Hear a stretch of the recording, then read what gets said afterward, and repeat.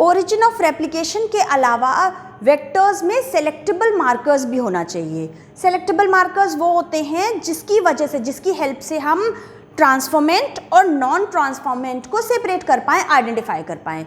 Means non transformant यानी कि वो होस्ट सेल जिसने रिकॉम्बिनेंट डीएनए टेकअप नहीं किया है उसको हम एलिमिनेट कर दें, और ट्रांसफॉर्मेंट को आगे उसकी ग्रोथ को अलाउ करें, उसकी ग्रोथ को परमिट करें। पहले डिटेल में देखते हैं रिकॉम्बिनेंट और ट्रांसफॉर्मेंट में डिफरेंस क्या है। रिकॉम्बिनेंट डीएनए क्या है? जिस डीएनए में हमारा एलियन पीस ऑफ डीएनए है, मींस ये वो वेक्टर जहां पर हमारा एलियन पीस ऑफ डीएनए लगा हुआ है, ये है रिकॉम्बिनेंट।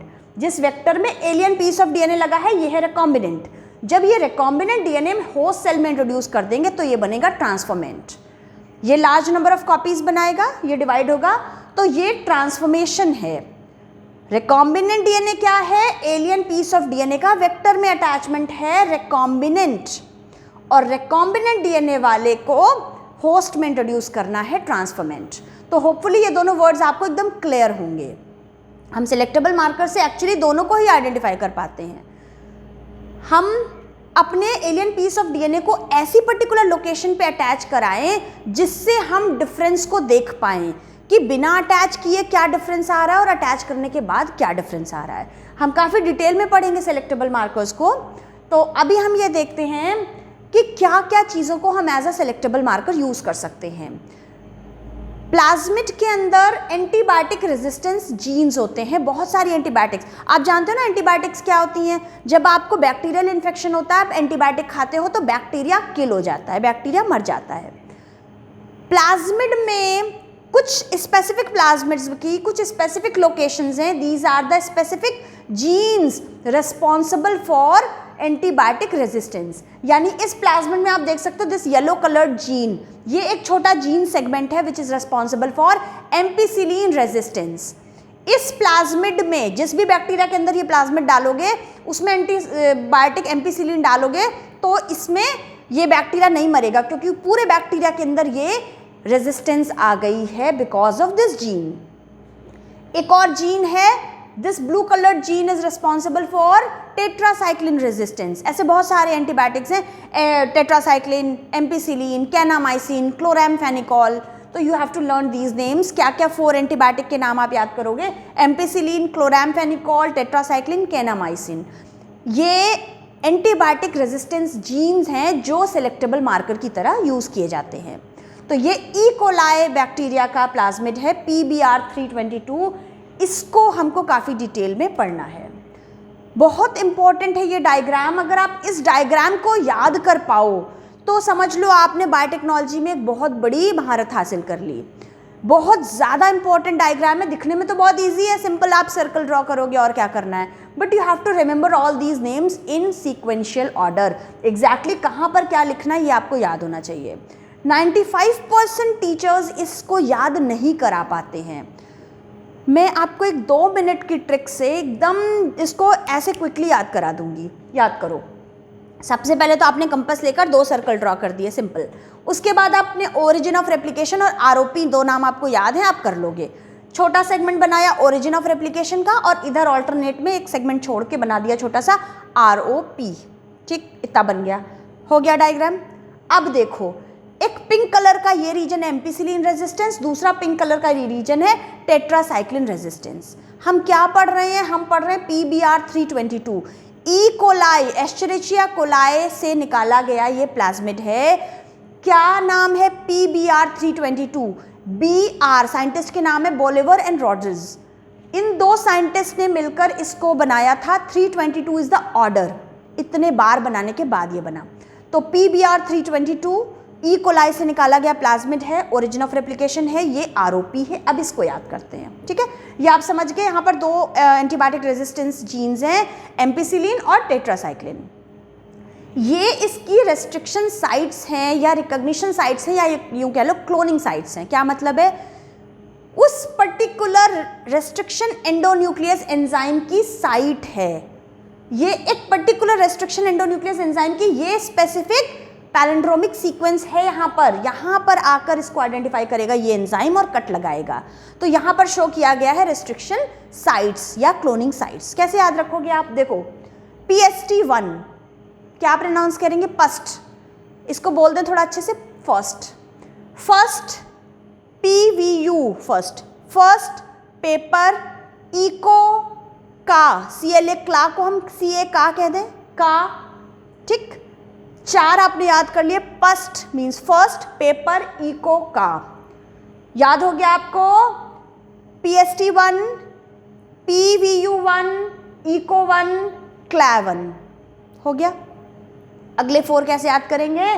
थर्ड हिंदी बड़ा सॉलिड पेपर, हिंद थर्ड। आप याद रखो सभी में 1 है, सिर्फ यहाँ पर 2 है और हिंद में थर्ड है। स्पेसिफिकली इसको याद रखना, हिंद थर्ड है, इसलिए थर्ड हिंदी बड़ा सॉलिड पेपर याद हो जाएगा, क्योंकि आपको पता है साइंस वाले बच्चों के लिए हिंदी इजी और स्कोरिंग पेपर होता है। तो हिंदी थर्ड है ना, थर्ड हिंदी बड़ा स्कोरिंग पेपर। याद हो गया 2 मिनट में या नहीं? ठीक है। फर्स्ट पेपर कौन सा है? इको का। इको इकोनॉमिक्स कह लो, इकोलॉजी कह लो, कुछ भी। फर्स्ट पेपर इको का है, फिर थर्ड हिंदी बड़ा सॉलिड पेपर। 2 मिनट में याद होगी आपको सारी रिस्ट्रिक्शन साइट्स। आपको याद हो जाएगा कि एमपीसिलिन के अंदर 2 हैं, first paper PVU first, PST first. फिर इस ब्लू कलर्ड रीजन के अंदर 3 साइट्स हैं, इको आर फर्स्ट, क्ला 1 और MA हिंद थर्ड। उसके बाद यहाँ पर टेट्रासाइक्लिन रेजिस्टेंस रीजन में 2 साइट्स हैं, BAM-H1 और SAL1। PVU सेकेंड है यहाँ पर ROP में, ROP के बीच में PVU सेकेंड है। पेपर पहली बार आएगा तो फर्स्ट करोगे और PVU दूसरी बार जब आएगा तो सेकेंड कर दोगे। थर्ड हिंद में रहेगा, सिर्फ थर्ड पेपर हिंदी का करके ऐसे याद कर लोगे तो आप सारी साइड सारा नंबर एकदम करेक्टली याद कर पाओगे, सुना पाओगे, एग्जाम में ड्रॉ कर लोगे। तो अगर अब आपने ये सीख लिया ना, जस्ट फील सो कॉन्फिडेंट कि आपने एक बहुत बड़ी चीज़ सीख ली बहुत आसानी से। अब हम देखते हैं कि क्लोनिंग साइट्स की बात हम कर रहे थे। यहाँ पर ये समझना ज़रूरी है कि ये जो हमारा सपोज जीन ऑफ इंटरेस्ट है, जीन ऑफ इंटरेस्ट कुछ भी हो सकता है, किसी बैक्टीरिया का, किसी इंसेक्ट का कोई जीन है, कोई ह्यूमन बीइंग का जीन है। तो जीन ऑफ इंटरेस्ट के अगल बगल में कौन सा रिस्ट्रिक्शन एंजाइम की रिकॉग्निशन साइट है ना? अलग अलग जीन हो सकते हैं, वेराइटी ऑफ जीन्स हम ले सकते हैं जो हमारे इंटरेस्ट के हों। तो यहाँ पर वेराइटी ऑफ रिस्ट्रिक्शन एंडोन्यूक्लियस की साइट्स हो सकती हैं। तो हमारे प्लाज्मिड में क्या खास प्रॉपर्टी हो कि उसके पास कई सारे एंजाइम्स की क्लोनिंग साइट्स हों, है कि नहीं है? आपने पिछले डायग्राम में क्या देखा? इस प्लाज्मिड में देखो ना, कई सारे 1 2 3 4 कितनी सारी एंजाइम्स की रिस्ट्रिक्शन साइट्स हैं, 8 एंजाइम्स की रिस्ट्रिक्शन साइट्स हैं। मतलब हमारे पास वैरायटी ऑफ ऑप्शंस अवेलेबल है कि हम कौन सा रिस्ट्रिक्शन एंडोन्यूक्लियस एंजाइम यूज़ करें। वही वाला हमको करना पड़ेगा जो हमारे जीन ऑफ इंटरेस्ट के बगल में है। जो हमारे जीन ऑफ इंटरेस्ट के बगल में एंजाइम्स हैं वही वाला तो हम यहाँ पर यूज़ कर पाएंगे, because we have to cut both of them with the same restriction endonuclease enzyme. तो पहली बात ये समझ आ गई। दूसरी बात ये कि जिस एक स्पेसिफिक रिस्ट्रिक्शन एंडोन्यूक्लियस को हम यूज़ करने जा रहे हैं उसकी बहुत ही कम रिस्ट्रिक्शन साइट्स हो, स्पेशली हो सके पॉसिबल तो सिर्फ एक रिस्ट्रिक्शन साइट हो। देखो ये हमारा प्लाज्मिड है, हमने इसको एक रिस्ट्रिक्शन एंडोन्यूक्लियस से कट किया। अगर एक ही कट लग गया तो इजीली हम यहाँ फॉरेन डीएनए अपना इंट्रोड्यूस कर पाएंगे। बट अगर यहाँ पर कई जगह से कट लग गया तो क्या होगा? तो ये तो बेकार हो जाएगी, हमारा सारा काम खराब हो गया। हमको तो सिर्फ ये चाहिए ना, ऐसे कट लगे और यहाँ पर अटैच हो जाए जीन ऑफ इंटरेस्ट। इसलिए क्लोनिंग साइट, एक पर्टिकुलर रिस्ट्रिक्शन एंजाइम की क्लोनिंग साइट सिर्फ एक हो तो अच्छा रहेगा। हम क्या क्या यूज़ करते हैं क्लोनिंग साइट्स? हमने क्या देख लिया? एम्पीसिलिन रेजिस्टेंस जीन है, टेट्रासाइक्लिन रेजिस्टेंस जीन है। तो अच्छा होगा अगर हम इन एंटीबायोटिक रेजिस्टेंट जीन के बीच में कोई क्लोनिंग साइट हो, कोई रेस्ट्रिक्शन एंडोन्यूक्लियस की रिकॉग्निशन साइट है तो उसको यूज़ कर लेंगे तो बहुत अच्छे से सिलेक्शन कर पाएंगे।